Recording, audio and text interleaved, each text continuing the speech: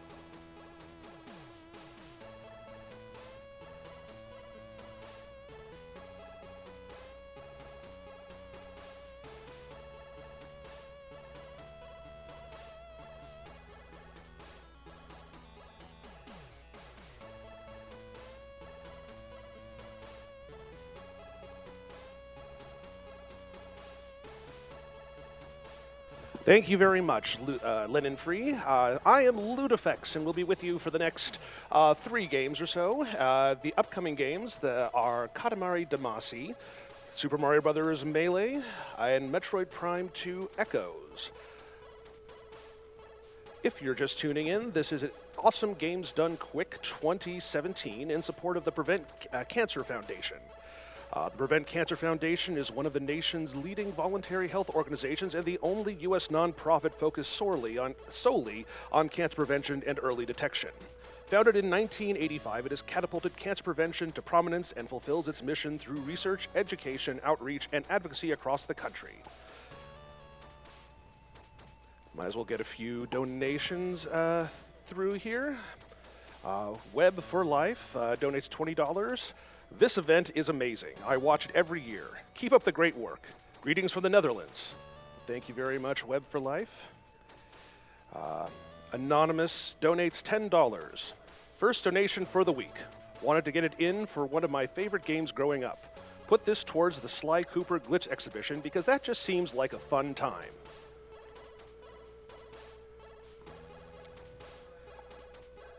Anna donates $10. My grandmother passed from cancer back in June of last year. I just wanted to give it a little bit of something to a cause that may help others fighting cancer or those recovering from it. Keep up the good work. I love AGDQ and the lineup has been very entertaining. Thank you so much for your hard work. Well, thank you very much, Anna. Your donation is appreciated. Peter Shepard Jones donates $5.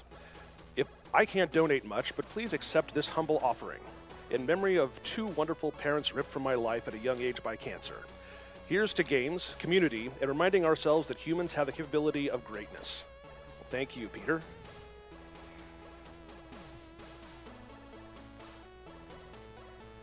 Agra, the Orcish Fiddler, donates $20. Longtime watcher, first-time donator.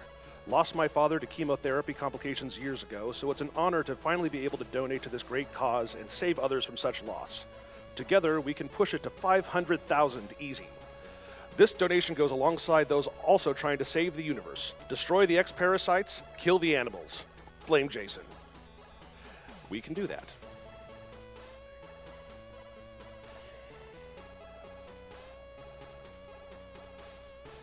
Flatfoot Fox donates $10. Shout out to everyone behind the scenes helping GDQ happen. This donation's going to the Metroid Rotation Run and kicking cancer's butt.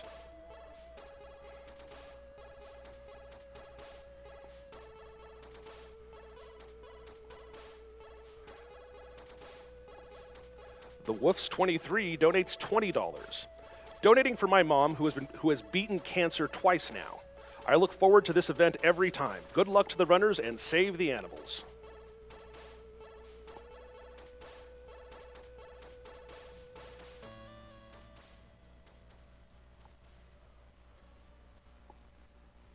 Zerby donates $5. $5 to give up on the coffee I don't drink. $5 to commit to helping others that needs all they can get. $5 that are hopefully all that's needed to finally take care of cancer entirely. Here's to everyone that plays and donates. Also, I want to see Metroid from a new angle.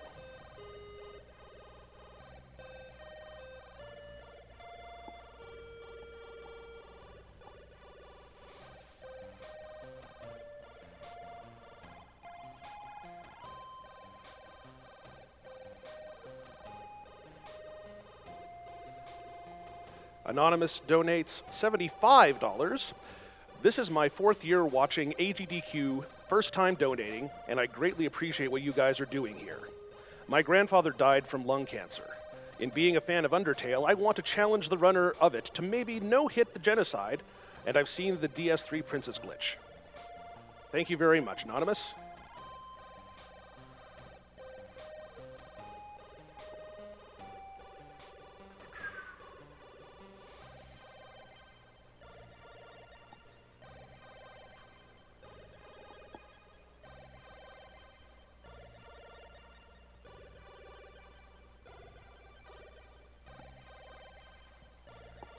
So as a reminder for our current prizes, upcoming in the next run will be a Katamari Prince foam strap for anyone who donates $5. And there's always the grand prize for the marathon, which is the PS4 Pro VR bundle with 10 games. I have a PSVR, and I have to say it's pretty cool, so start donating now.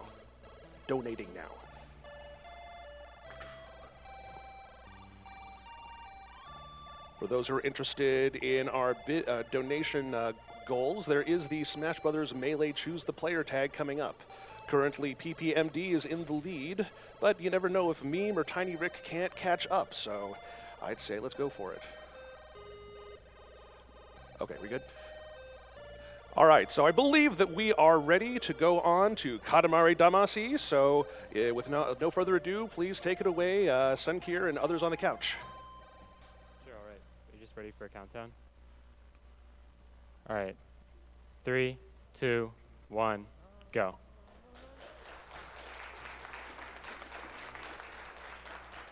So this is Katamari. After a bit of mashing, I'll actually start playing the game. Loose story for this game is that your father, the king of the cosmos, got drunk and knocked all the stars out of the sky. So he sends you, the prince of the cosmos, to roll up balls of random stuff from Earth and replace them. So in this game, you basically need to get to a certain size level, limit each level, and then you can quit out of the level and go on to the next one. And there are 10 levels in the game, plus an extra one that doesn't really count. So if you've ever played this game before, you probably know that the movement's pretty hard, just in general to control the ball. You control the ball with both sticks. It's pretty unique. It's actually really intuitive, but it can be very tricky. Okay, the mouse is probably going to be in the way. Yeah, so I had to wait for the mouse. Missed the orange. The orange, this is where you finish. All right, anyway, done with the level. So basically this game, you can wiggle the sticks to boost and go fast. And when you curve back and forth, you maintain the momentum from that boost. So you can kind of snake and move very fast through the levels. But because the premise of the game is getting bigger, and you need to be a certain size to pick up each object, like your Katamari needs to be big enough, you can't really miss much to follow the ideal route. So in that sense, this game is kind of a hybrid of the routing of an RPG speedrun with the movement of like a racing game, and it makes it really tricky to speedrun effectively, and you have to make a lot of kind of in-the-moment decisions about what you need to pick up instead if you miss something, and how best to recover from tiny mistakes. and you can't get very consistent at the game because when you pick up an object, the way the object is oriented on your Katamari affects the movement of the Katamari itself. So because of that, it's a really deep and complex game to speedrun. So that's basically the gist of how the movement works. Other small tech is like you can press R2 to go to this planet faster. And for most of the commentary, I'll probably just talk about kind of decisions that I'm making on the fly about what to do in each level. 2 is the first instance of luck. I actually got the best luck. The object that I started on right there is called the mosquito coil. You can start on 3 different objects. One of them is this basket that you have to like roll out of before you can boost, and it loses you a couple seconds. That boost at the start is really tricky because those gums make the movement of your ball super awkward. So I had to move a little bit slowly to get to the candy. It's like really hard to keep up with commentating this game. Like I'm still talking about stuff that happened like 10 seconds ago because there's just so much going on constantly, but hopefully I can explain it well enough that you can follow what's going on. So you move really fast through the yard here, which is pretty cool. And then if you keep your speed right, you can move through these socks pretty fast and just go in a big circle. Since you're just holding turning, you just keep the same speed pretty much. Oh no. Oh no! All right, so what happened there is the controls for this game, you push down on both of the sticks to flip. And sometimes when I'm wiggling the sticks, I apply too much pressure and I end up accidentally flipping. And then you boost backwards and you just get really lost. 54 is a very bad time on that level.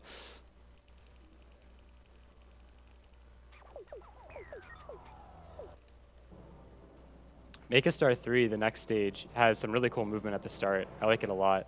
The main sizes that you're aiming for is you want to be 12 centimeters to pick up the cherries, and I think you need to be like 17.8 to pick up the eggplant to leave. 3 is kind of an interesting level because it's pretty simple in terms of the movement, but it's very hard to get a good time in an individual level setting because there are these steps that you just sometimes collide into and sometimes you get by them without like colliding into them at all and losing speed.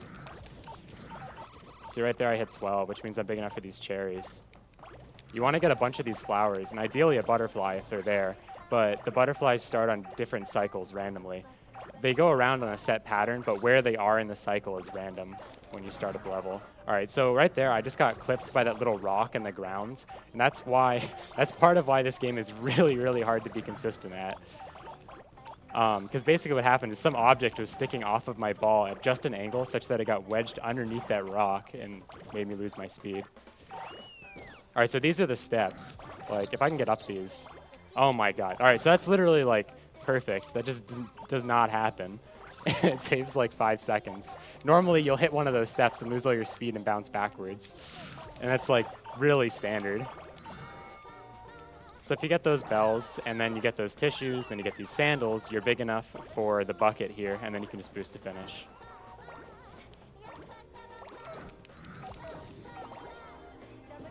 One thing that's kind of interesting when you're ending a level is if a moving, like, I don't know what to call them, an object, a person. It can be the cat. If the cat hits you when you're ending the level, it actually delays the end of the level, which is really weird. It doesn't increment the in-game time for the level, so I still would have gotten a 107, but it would take longer to let me warp out. It's very rare that that actually like comes up in the run, but sometimes that cat's in the way. Make a Star 4 is really neat. You start up with this like tight movement around the table, and then you do this boost off the table that gets you this really cool bounce into the ping pongs, and hopefully I get it. There's actually kind of a consistent way to set it up that Midboss found pretty recently, where you pinch the sticks together, which sets your speed to like a certain value, I think. It's very strange. So I mentioned how you can maintain speed by curving back and forth. Another way you can maintain speed is by pinching the sticks together while you're moving. And that's kind of more of a relatively recent find. So hopefully I can get this bounce. Nope. All right.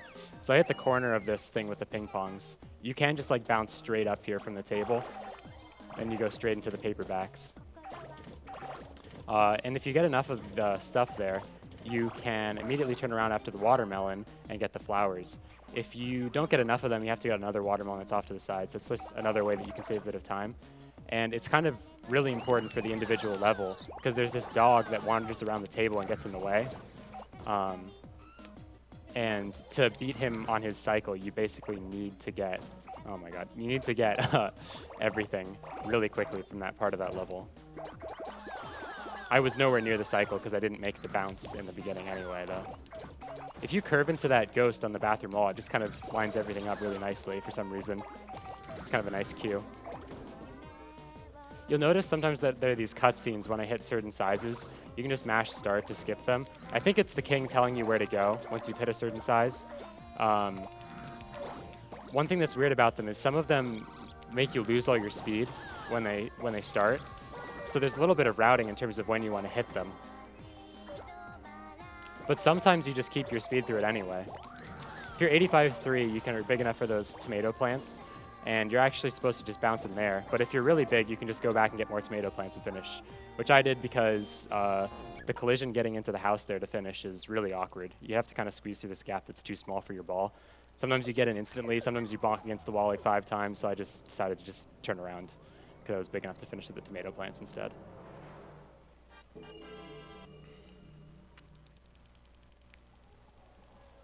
The beginning of Make a Star 5, I'm basically just trying to go fast enough that I can keep up with these yellow crabs that I'll point out when I get to them. Because if you can get those yellow crabs, it helps you get the soy bottles on the way into the sandbox.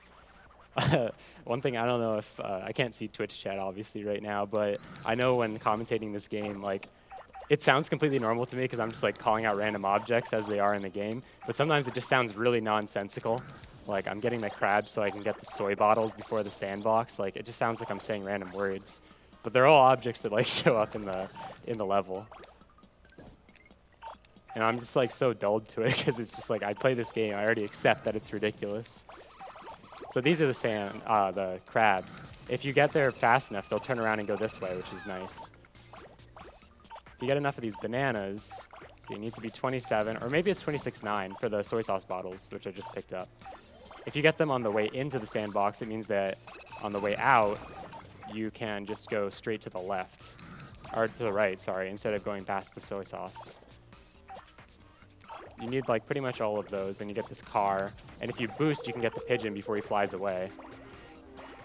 One thing you can do there is if you bounce back in front of this ledge, you can actually start to charge a boost before the cutscene, and if you don't completely release it, you can immediately boost once the cutscene ends. The way you charge a boost is just wiggling the sticks, as I mentioned. It's kind of an awkward input, but once you play this game a while, you get really good at just quickly firing out boosts. All right, so Market is another instance of luck, but neither of these guys got in the way. There's a lady with a shopping cart that can absolutely destroy you. She can just like knock off everything off of your ball. That's what happens when you collide into objects that are too big for you. You lose a few objects, and she just continuously hits you and can make you lose a ton of size. The kids did not cooperate, though. They were in the way, so I just took a bridge instead. You can boost across that little lake, but they were kind of all in the way, so I just decided not to go that way.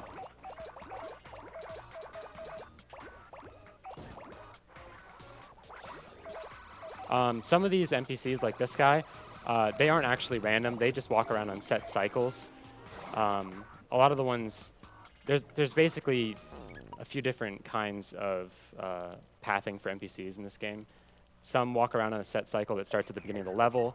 Some walk around on a set cycle that starts when you hit a certain size and they get spawned. Some walk on a set cycle, but they start at a random spot when you start the level. And some just walk around randomly. So a lot of stuff that might look random isn't really that random.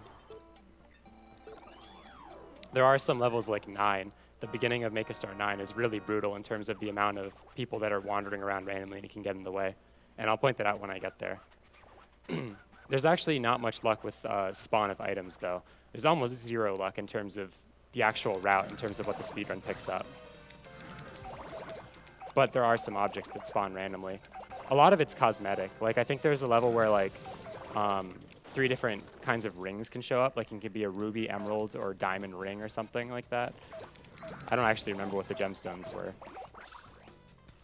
So you need to be 85 here before you boost to the area back here with the, I don't know what these are, cucumber plants, apparently.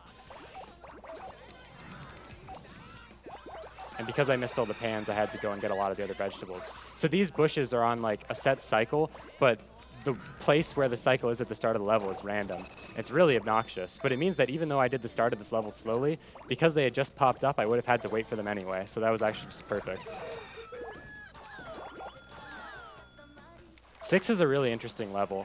It's kind of interesting in that most of the levels in this game get like longer and longer, even in the speedrun, but this level is actually really short. The record's like a 108 or 109 by grass, and the prior level, the record is like 140. So it's one of the few levels where it gets like 30 seconds shorter than the last level. If you're big enough, you can finish on these vending machines, but I might need one of these police officers. Yeah, I needed one. And the police officers walk around randomly, so they can be really far away from the vending machines, which doesn't cost you a lot of time. When I say really far away, it's probably like half a second to move. But it can be annoying when you're trying to go for a really good time in an IL. I wasn't really paying attention to the in-game time on the last level, but I think it was actually a pretty good 5. If it was sub 2, that's pretty decent. What level am I on? Oh, right. So this is the level that isn't a number. To beat this game, you basically play through Make a Star 1 to 9, and then you make the moon, and that's the end of the game. But to unlock 7, you actually have to play one of the constellation levels. They're all optional, but you have to play one just to get 7 to appear. We play Bear because it's the fastest. As you can see, the level's already over. The goal in this level is actually to get as big as possible and pick up the biggest bear that you can. And as soon as you pick up a bear, the level ends. But since this is a speedrun and I don't care about picking up the biggest bear, I just pick up the first bear possible, and you just beat the level in 2 seconds. You beat it, I guess. It unlocks 7, though, which is what I care about.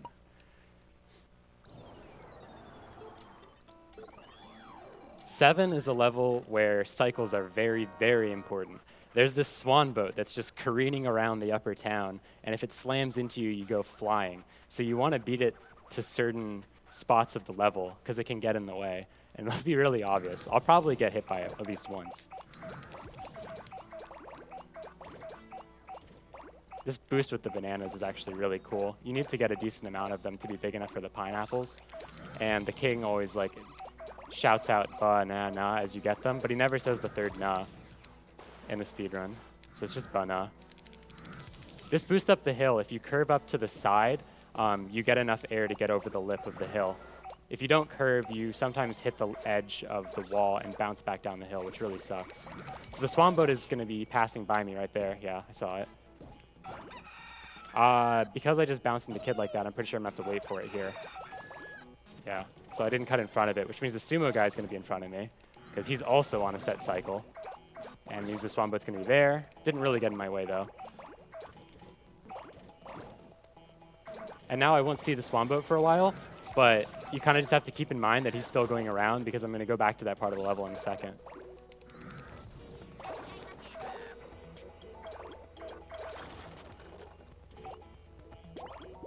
There he is.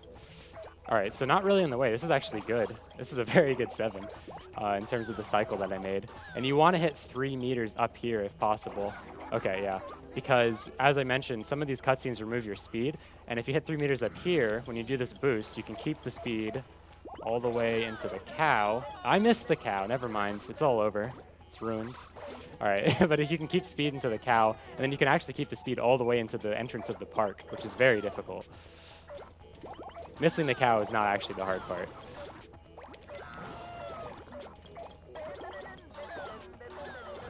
And you can boost out of the park like this. Oh, never mind, okay. It's kind of a small gap, but you can boost through it. And you want to get the rocks that are hidden in the trees. There's like 3 of them. I think I only got 2. You basically just kind of boost and hope you pick them up. They're very hard to see, and some of them just don't get picked up very easily. So now I picked up the swan boat, got my revenge, and finished the level. Just barely over 2 minutes. I think if I hadn't messed up in the park, I would have cut 2 pretty easily, because that was a very good cycle for the first half of the level. All right, so this whole chunk of the run, Make a Stars 1 through 7, is half the run. And then this is the real levels. 8, 9, and Moon are actually very, very challenging. And together, there are only 3 levels, but they make up half the run because they're so much longer. Every level to this point has a record that's like at the longest 1 minute and 40-something seconds. And these levels are all 3 minutes plus. 8 is a little bit over 3, 9 is a little bit over 3, and Moon is about 4.5 minutes. You need to get a lot of these batteries. If you miss too many, I'm not going to be big enough for the strawberry jam jars.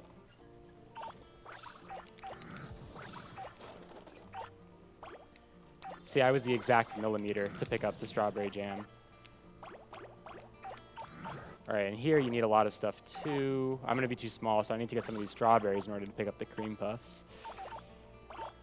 This level has a cycle, but it's not that big of a deal if I miss it. There's a dog that wanders around. Oh, that was cool. So one of my pieces of soap that I just picked up just like stuck into the ground and got caught on nothing, on seemingly nothing. There's a dog that wanders around and he gets in the way. You'll probably see him in a sec. If you go really fast, you can actually get through this entire corridor he's walking through before he's there. Like you can get through this part. All right, I need this ham. This is the side ham of shame.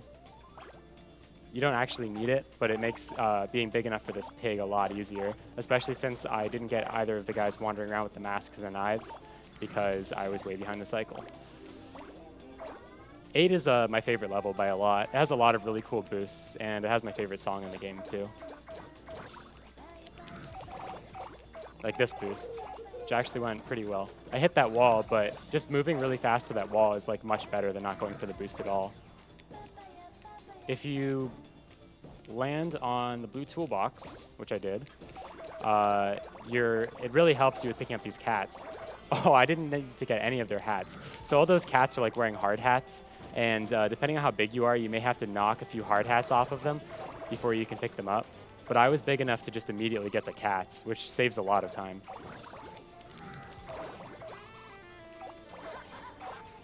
The grandpa and the kid wandering around back there are random too, but they didn't give me a very hard time. They can just stand right in the way. They can stand on top of objects that you need for the speed run too. And there's basically just nothing you can do about it. You can react as best you can to try to avoid them, but sometimes they're just standing on top of objects that you need, and you absolutely can't skip.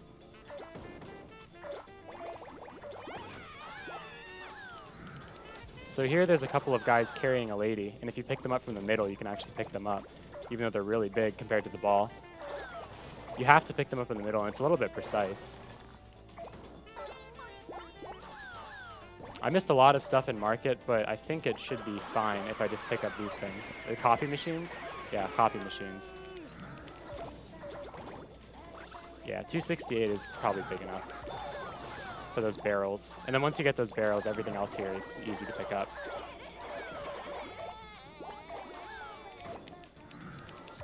Oh my god. I did not know that guy was coming. I could have. All right. So as you've noticed probably, these levels you get a lot larger too. And it gets very difficult to control your ball. You have a lot of momentum and it's very weighty. When you crash into objects, it's harder to like turn around. Okay, I thought it was vaulted up there, but I guess not. You can use the fish pole to like vault up small ledges, which is another thing I was talking about in terms of, hello? It's another thing I was talking about in terms of where you pick up an object on your ball matters. That's a more direct instance of it mattering because you need to vault up that ledge, otherwise you need to roll up it slowly. Oh my god. Oh no! If I hadn't crashed into that ledge, that was like the perfect ending. It's so beautiful when you get the boost right because you can just boost through like the entire town and you grow from like 7 meters to 12 in one boost, just all the way to the end of the level. What time was that? 3:39 is mediocre.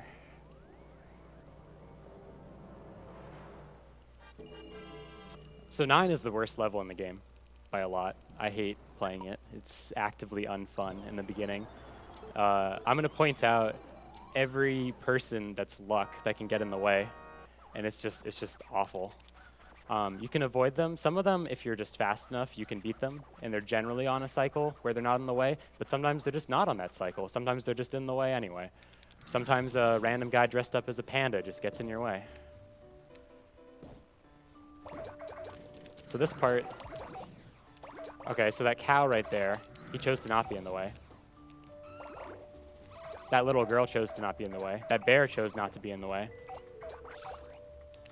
There's no penguins here. That's actually incredible. Usually there's a penguin in the way, but you can avoid him. You just have to boost around. This bear can be problematic too. He's actually not in the way. This is incredible, actually. These dogs wander around randomly. You need to pick up a bunch of them, and when you knock them, they kind of take random trajectories too, so they're kind of tricky. Not a huge deal, but that was pretty slow in terms of picking up the dogs. Then you need at least 2 of the 3 penguins, and the penguins can be anywhere in this kind of half of the park. Luckily, 2 of the penguins are pretty close. That lady on the stilts was in the way, so I had to kind of boost to the wrong side and wasn't able to pick up the logs immediately. This guy's on a cycle, he's not random. The other thing that's really hard about 9 is you get some really weird shapes. Like right now, I'm just like a huge bundle of logs, and these like make it really awkward to move and to get up close to that wall. I'm actually really large, so I don't think I need to get those flowers. All right, now most of the lock is over, and I can leave park. That was actually overall pretty good. Aside from the dogs, that was a pretty nice park. But 9 is still horrible for the rest of the level. It's just not because of strict like luck. Right here, I'm also gonna assume a pretty interesting shape. Just a bunch of fences sticking out at different angles. I'm really small, but I think I should be fine. Hello? All right, I'm not. You can roll up the wall here, and you'll just clip through the gas station. But sometimes it's a little finicky, and you just fall down for no really good reason. Because I'm pretty small, I'm just getting a few extra things here before I go to these walls and get back on the normal route.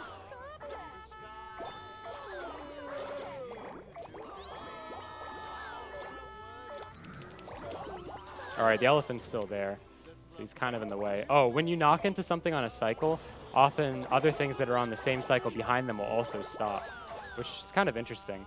So like when I knocked into that elephant, the bus with the lion face behind it stopped.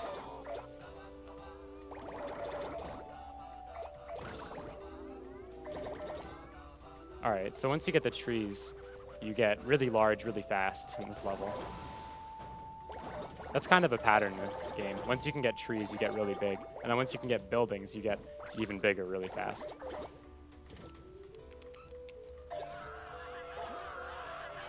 What? Why am I not big enough for this house? That's weird.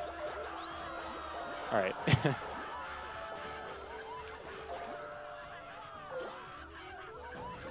Uh-oh.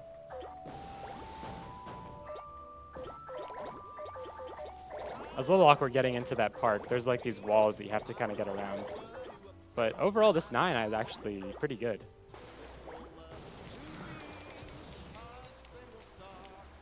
So right here, there's a boost where you can kind of bounce up to the upper area. I didn't get it. Instead, I have to deal with these things. It's actually letting me up really easily. Those buildings can sometimes just not let you up, and they'll just get knocked backwards, and then you'll pick up one of the super long objects, and it's pretty horrible. 349. So it's not as good as I thought it was going to be, but that's a pretty good time on 9, considering 9 is just a horrible mess. All right, the last level, Make the Moon, is by far the longest level, and you get very, very large in it. I think the goal size for this one was 30 meters, and in the moon, you get up to 300 meters. But the process of getting from like 100 meters to 300 meters is probably like a tenth of the level. It happens very fast. You start gaining size really, really fast at that size. First and foremost, I need to not fall off of moon at the start. That's important. Right here, you just go right along the edge. Falling down there loses a lot of time, because you can get back up to this part of the level, and you can actually get it back up to the top too, but you're kind of too small to do anything if you try to play this part of the level without getting those peaches. which makes it seems really cruel in a casual sense if you're playing this game for the first time, because you kind of just explore randomly and pick up objects as you see them. So if you just choose to go down first, you're just kind of stuck. You want to get as many desks as possible. They're really important. I used to not think so, but they help a lot with being big enough for flower beds later, which is a lot later in the level. Usually in this game, being oversized isn't that helpful. It sometimes lets you skip a few objects, and knowing what to skip optimally is really important to save time. But usually being oversized after like 30 seconds of gameplay, and once you're a little bit larger, being super oversized 15 seconds ago doesn't matter. You're the same size now, because just the bigger objects matter more. But in this level, being oversized early can actually impact a lot. Uh-oh, train's right there. Okay, it didn't knock me down. It can knock you back down into Lower Town pretty easily. There's certain objects that move around, like the swan boat, that when they knock into you, they just hit you really hard.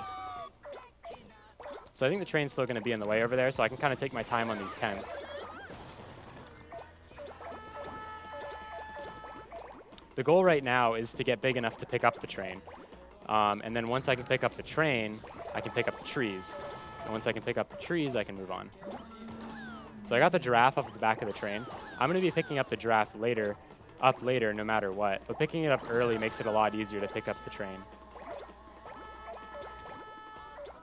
Okay, I need to pick up one of these parking circles. They're kind of tricky. Hello? All right, there we go. Now I can pick up the train.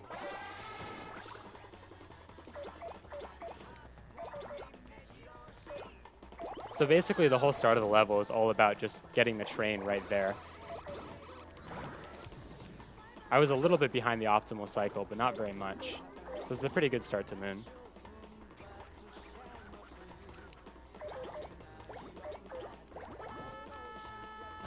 Uh-oh. You want to get on top. Oh my god. I just like completely fell off the building. You need to get on top of the building to get that building that's sitting on top of the building, but you don't want to go over the building. Uh-oh. This big smokestack is sticking out of me. I like picking it up because it gives you a lot of size, but it makes your movement there very awkward.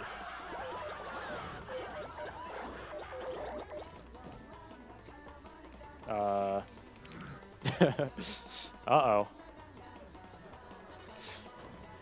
Sometimes when you get wedged between objects, you just bleed objects until you're small enough to get unstuck. That's how the game prevents you from getting soft locked.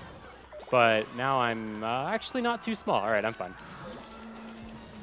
I don't need those trees.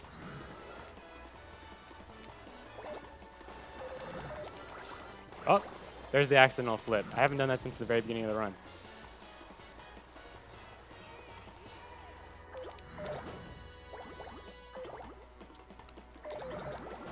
So now we're starting to get really big. We kind of just clean up the docks, and then I start getting buildings.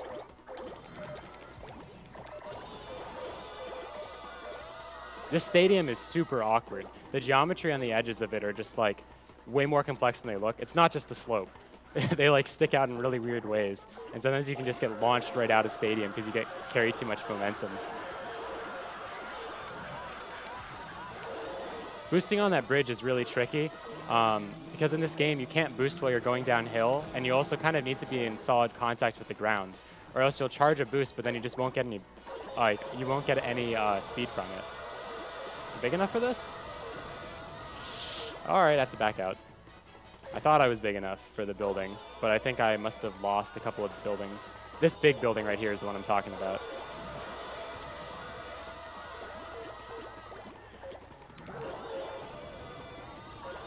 So right here, if I can get this boost right, you can boost straight between the bowling pins and go on the bridge.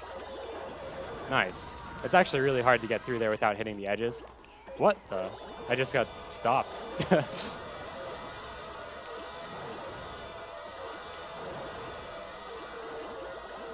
You need to pick up pretty much every building here if you're small to get the biggest buildings, the tall ones. All right, so almost over. Oh, I huffed. All right, I can explain what huffing is now. If you boost too often, you run out of energy and can no longer boost, and you move really slowly. But if you snake, you can actually keep most of your speed. So that's actually not at all a bad place to huff. Because if you just keep on snaking, you basically lose no time from it. And it means that you can boost without caring for the rest of the level.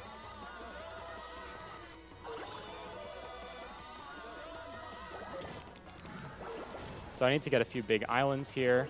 And once I get to 230, that's kind of the magic number.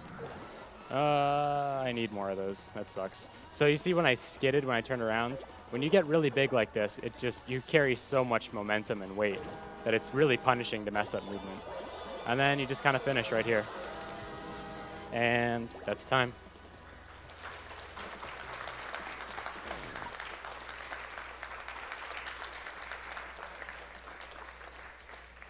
So yeah, that's Katamari Damacy. I hope everybody enjoyed, and thanks for having me.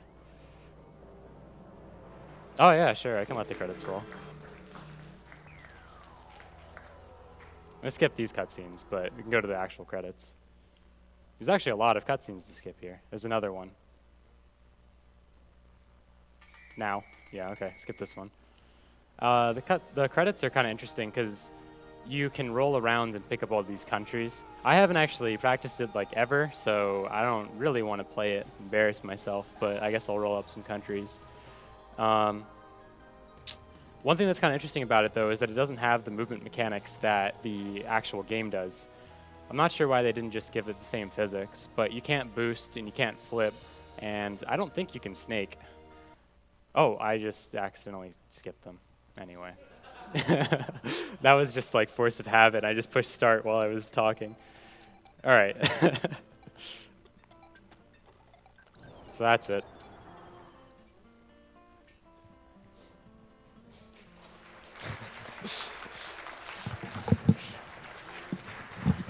Thank you very much, Sunkir, for that run of Katamari Damacy. That was really entertaining to watch. I've got some donations here. Let's see. From Izzy Zig, he donates $5. He says, "Great. This theme song is going to be stuck in my head all day. Na na na na na na na na na na, save the animals." Let's see. Desporter donates $100. "My grandpa died last year because of cancer. We're still very sad, but donating for such a cause makes me feel a bit better. Shout out to all the speedrunners and behind-the-scenes staff for doing this. You're awesome. Greetings from Germany." Well, thank you very much, Desporter. The Big Strong Arms Band donates $75. "Hey, AGDQ. Our best friend of many years is a cancer survivor, and efforts like this are a tribute to everyone who's ever had the disease. Curing cancer is a huge job, but remember, every little bit helps. Stay big, stay strong."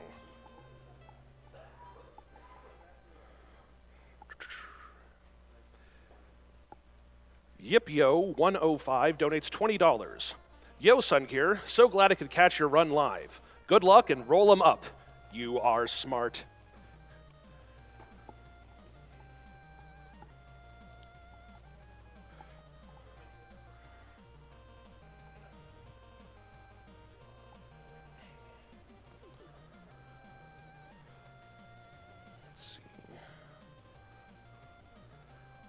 Aaron Miller donates $75. "Hey, if you could just roll up cancer and shoot that sucker into space, that'd be great. Katamari makes things so simple."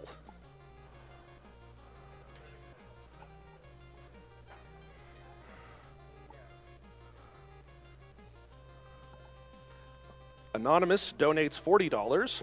"My mother is a survivor of breast cancer thanks to early detection. I hope this donation, made during one of my favorite games, might play a small role, pun somewhat intended, in saving more people in the future."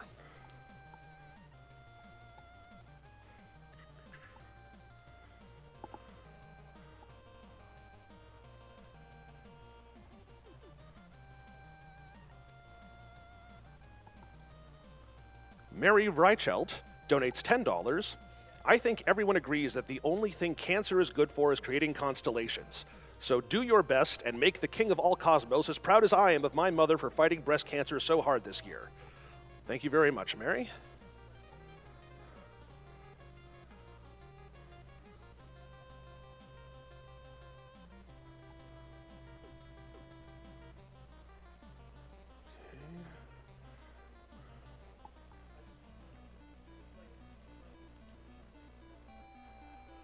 Levy K donates $15. Greetings from Finland. Loving the run so far. I, for one, encourage everyone to donate even smaller amounts, especially to see that awesome Metroid rotation run.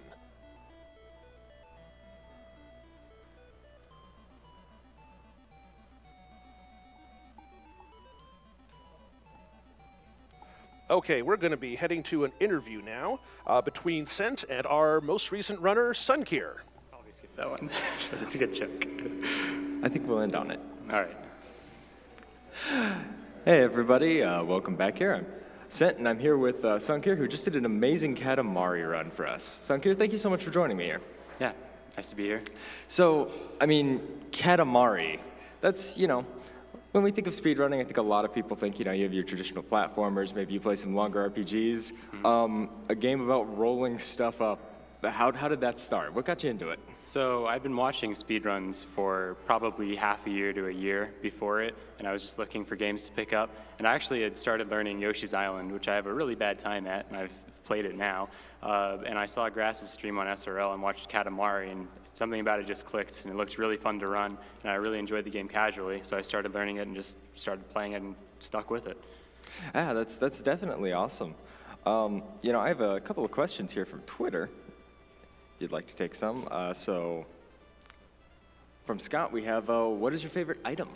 I don't know if I haven't really put much thought into this, so I don't know how definite of an answer this is, but I really like when you pick up the trees in 9. They kind of automatically spread themselves around the ball so that you get a really interesting shape every time.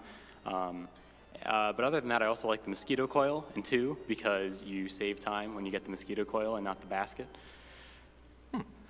A question I've just had watching Katamari speedruns a few times is, how do you really practice a game like this where the physics engine almost just seems to, do whatever it wants as you start rolling things up? It's really a game that tests your patience in practice, because the first times you play it, you'll just bounce off of random stuff and you won't understand why it's happening, and you just get a feel for it very slowly. It's not the kind of thing you can grind out with save states. The best way to practice, I'd say, is to watch a video of somebody doing an IL, play the level, and if something goes wrong, look at the IL and very closely analyze what they do and try to figure it out. But there's a lot of stuff in this game that happens and it goes wrong, and I just don't know what happens. But you just have to keep on playing and just keep adapting to whatever randomly happens to you. Right, that sounds reasonable. Speaking of ILs, is the community more centered around doing individual levels or full game speedruns? The modern kind of Katamari speedrunning community mostly does the full game, and the ILs are kind of just a way of practicing. There were a lot of people who actually ran ILs before we started running the full game, but now most people just run the full game.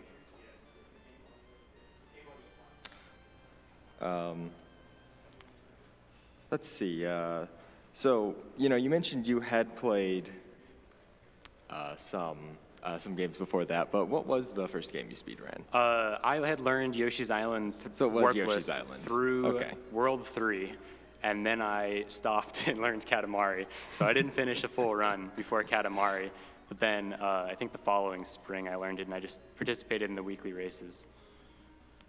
We have a question here now from Samus S. So, how big is the Katamari speedrunning community? Is it as big as the moon, you might say?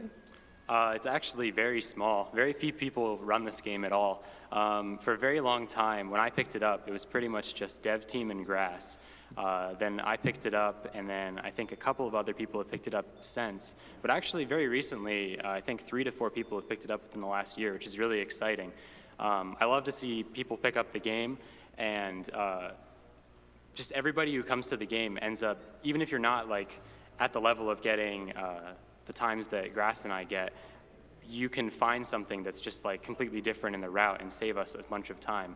Everybody's ideas are important in terms of developing the speedrun at a high level, and it's great to see new people work at it. It's definitely cool. That has to be one of the advantages of running such a free-form game is, really everyone's view on it can be different, and there can be so many, viable and even optimal strats for each level. Absolutely, and one thing that makes it especially interesting is this isn't entirely a positive, but the task tools for Katamari don't work too well, and because of that, we can't test stuff. So a lot of the stuff you do is kind of just, does this feel faster? And Grass and I will disagree on like a specific boost or something that we want to do, and we'll just do boosts in different spots, and we don't really know what's faster because there's no good way to completely test it. Right. So, finally here we have a question from our good friend Rename. What's your favorite DS RPG featuring 4 main characters that are also heroes of light? I would have to say Final Fantasy, the 4 Heroes of Light. That is definitely a good choice. Well, thank you so much for coming on, Sunkir. Real quick, we do have a couple of prizes to show off for the next run. Gotta reach over a little to grab them. So we have these lovely duck hunt perlers sent to us by Abby Normal. If only we still had that super scope somewhere. No, it got away. Darn. E-Mister sent us a couple of, hold them up here. Sent us a couple of brand new original GameCube controllers. Now, we have a Smash run coming up. All the Smash players out there, brand new GameCube. I hear they love that. Sticks that haven't been destroyed yet. Exactly. Fresh buttons. It's what everyone wants for Christmas. Our good friend Steel Feather sends us this Super Metroid, well, just Metroid, I guess, figure of Samus in her gravity suit. Oh, really nice. It comes with a mystery accessory. Not even I know what the mystery accessory is, guys. But one of you will. And put that one a little too far off screen. Last but not least, we have this amazing Smash poster that I'm holding upside down because I still can't do directions.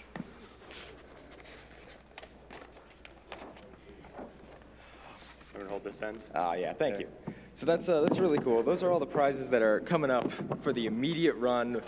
But if you guys, as always, head over to gamesdonequick.com, you'll be able to access the tracker, see all the cool prizes coming up, donation incentives, the runs we're going to do. Everything you need to know is going to be there. So again, Sunkir, thank you so much for being here. We're going to throw it back to the front for Super Smash Bros. Melee with Fuzziness.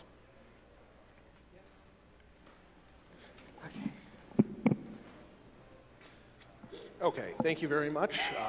Damn it, I wrote names. I believe we are going to have a few quick ads first. Okay.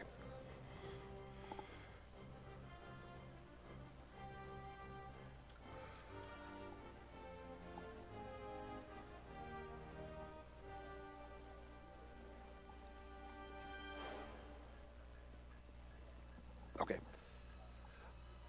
Let's see. So Laura 18 donates $15. Last Christmas, I spent the entire break beating every mode on every level 100% on Katamari Forever. I never even considered speedrunning it. I think I know what I'm doing today. Well, good luck, and hopefully you learned a few things along the way.